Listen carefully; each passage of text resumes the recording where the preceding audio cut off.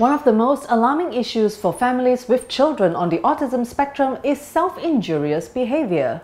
Research has found that as many as 30% of children with autism engage in such behavior that can lead to injuries of varying severity.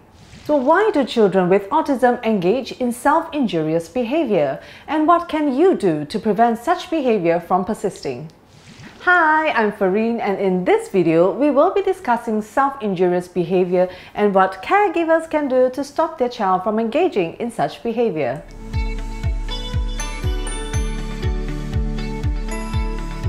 It is a behavior that causes physical harm to oneself.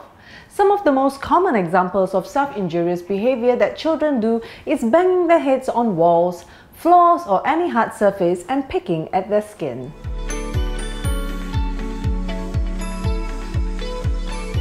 There are many possible reasons why a child with autism may engage in self-injurious behavior.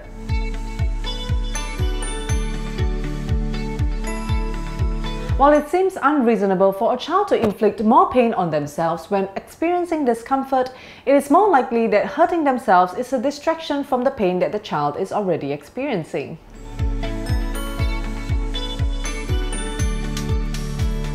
Number 2, it is an attempt to communicate. This reason is extremely prevalent in non-verbal children who might understand that headbanging or hitting themselves is one way to get their caregivers rushing over to intervene. As such, they engage in these behaviors in order to communicate their need for attention.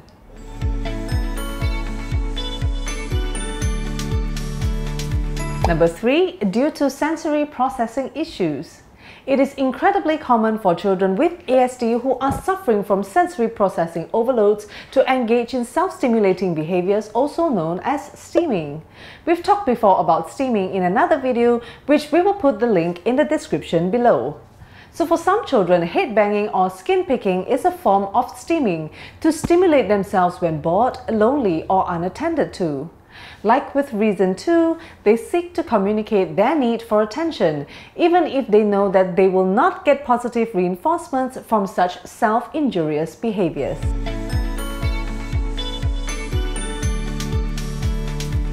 Now that we have covered the reasons why children with autism engage in self-injurious behavior, we will now go through several preventive measures to stop such behaviors from persisting.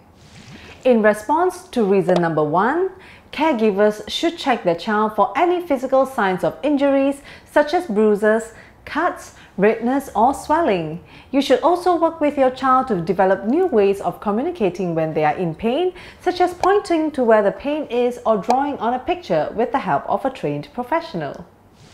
To tackle self-injurious behavior from steaming, you can use an array of distractions to help redirect your child away from hurting themselves. These include weighted blankets, gentle touch, rocking chairs, or anything that provides stimulation through harmless means. And finally, providing your child with attention through positive reinforcement, harmless stimulating activities, and keeping your child engaged are proven strategies to prevent self-injurious behaviors from happening and persisting. Self-injurious behavior can happen in any child, whether they have autism or not. However, it is important that the problem is dealt with before lasting damage occurs.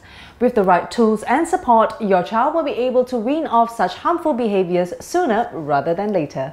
If you have any enquiries, feel free to contact us with the information shown on the screen.